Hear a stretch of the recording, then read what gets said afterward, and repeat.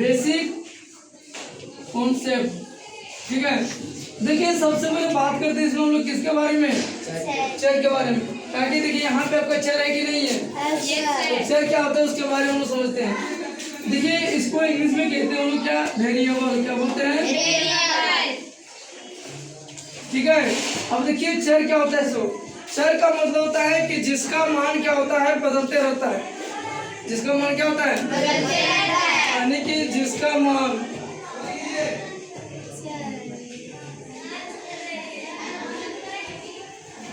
ठीक है, जिसका मान क्या होता है, बदलते रहता है।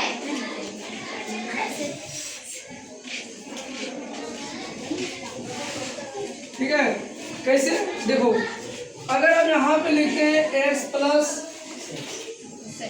2 लिखे, है ना, x प्लस क्या लिखे, आप मान लीजिए यहाँ पे लिखे x प्लस वाई लिखे, बराबर लिखे, ठीक है।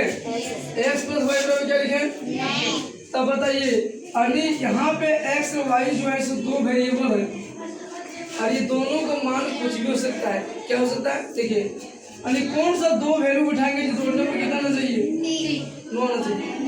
यदि x का मान 3 लेते हैं तो y का मान क्या आएगा, 6 3 होगा। अगर x का मान 7 लेते हैं तो y का मान क्या लेंगे, 2। देखो मान बदल गया कि मतलब x का मान 3 कभी 7 लेंगे, कभी 6 लेंगे, कभी 2 लेंगे, y का मान। अगर मान लीजिए x का मान लेते हैं 5 लेते हैं तो y का मान क्या आएगा, 4। इसका मतलब क्या है कि वेरिएबल का मान जो होता है वो कैसे क्या होता है, बदलते रहता है, उसी को बोलते क्या, वेरिएबल।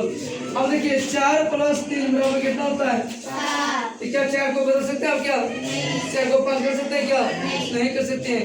तो जिसको नहीं बदला जाता है वो कहलाता है क्या, आपका आचर। समझिए, जिसको नहीं बदला जाता उसको क्या बोलते हैं, और इंग्लिश में कहा जाता है इसको कांस्टेंट। क्या बोलते हैं इसको, कांस्टेंट कहते हैं। क्या कहते हैं, कांस्टेंट। समझ आया, इसको क्या कहते हैं, तो वेरिएबल समझ आ गया हम लोग को। तो देखिए अब वेरिएबल में क्या क्या होता है, जब लोग देखिए ए बी सी डी के जितने सारे लेटर होते हैं, स्मॉल लेटर, वो सारा वेरिएबल में रहता है। जैसे देखो एग्जांपल में, जैसे क्या क्या देखो आपका एक्स वाई जेड, ठीक है, ए बी सी, है ना, ये सब जितने आपका क्या करेगा, ये कहलाता है चर। सुना है चर।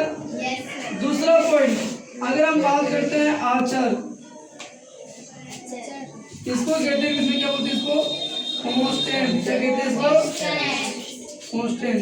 देखिए आचर क्या होता है, ध्यान दीजिएगा। आचर का मतलब होता है जिसका मान क्या होता है, नहीं बदलता है ना, जिसका मान नहीं बदलता है,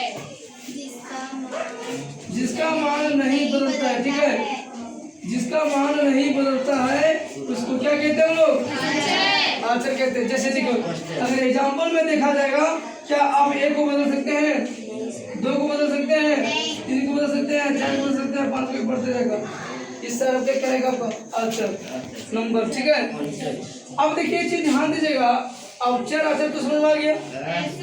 अब हम लोग बात करते हैं, देखो ध्यान दो इसके बारे में, रेखिक। रेखिक है जी, रेखिक की बात करेंगे, इसको बोलते हैं लीनियर, है ना। देखिए रेखिक क्या होता है, रेखिक का मतलब होता है कि जिस चर का घात, जिस चर का घात 1 से अधिक नहीं हो, 1 से अधिक नहीं हो, या तो फिर आप ऐसे लिखिए, जिस चर का घात अधिकतम 1 हो, अधिकतम 1 हो, ठीक है। नहीं आप तो बोल सकते हैं कि जिस चर का घात अधिकतम कितना हो, 1 हो, तो उसको क्या कहेंगे, रेखिक। बस है कि नहीं, यानी हमेशा घात जो वेरिएबल का घात होगा वो कितना रहेगा आपका, 1 रहेगा पावर में। अब 1 लिखो जो लिखो, कोई दिक्कत नहीं है, ये तुम्हें क्या कहलाता है, 1। देखिए अब हम बात करते हैं समीकरण के बारे में, इसको कहते हैं हम लोग इक्वेशन। देखिए समीकरण क्या होते हैं, समीकरण का मतलब होता है कि जिसमें ऐसे दो पार्ट, जो दोनों पार्ट आपस में क्या हो, बराबर हो। ऐसे कोई यानी ऐसे पार्ट होते हैं जिसमें दो पार्ट होते हैं और दोनों आपस में क्या होता है, बराबर होता है। इसी को क्या कहते हैं लोग, समीकरण। जैसे देखो, मान लीजिए कि आपके पास दो पार्ट है, एक को मान लीजिए क्या LHS और दूसरे को क्या मान लीजिए RHS, है ना। और ये दोनों के बीच में हमेशा क्या होता है, बराबर के साइन होता है। दोनों के बीच में हमेशा क्या होगा, बराबर का साइन होगा। तो इसी को हम लोग क्या कहेंगे, समीकरण। अगर मान लेते हैं कि यदि आपके पास, अगर मान लीजिए कि आपके पास यहाँ पे LHS है और यहाँ पे क्या है, RHS है, और यहाँ पे दीजिए लेस इक्वल टू, यहाँ पे लीजिए LHS, ठीक है, यहाँ पे दीजिए मान लीजिए RHS, ठीक है, अब लेस देन इक्वल, है ना। तो ये दोनों जो है ना, ये समीकरण नहीं कहलाएगा, ये समीकरण नहीं है। क्यों नहीं है?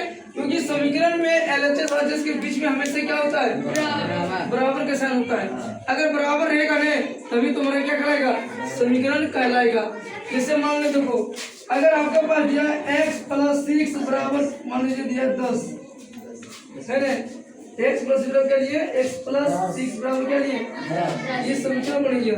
इसको कहते हैं, देखो ये जो पार्ट है इसको कहते हैं हम लोग क्या, LHS, और इसको क्या कहते हैं, RHS, है ना। अब बताइए, ये दोनों आपस में बराबर है कब, यानी x का मान क्या रखेंगे, तो 10 हो जाएगा, 4 हो जाएगा, क्या हो जाएगा, 4। तभी दोनों आपस में बराबर होने के लिए। तो हमेशा क्या होते हैं, एक चीज में ध्यान देना, समीकरण में क्या होता है, देखिए समीकरण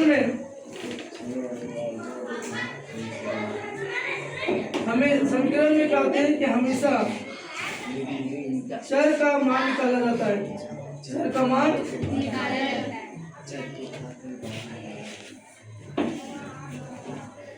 ठीक है।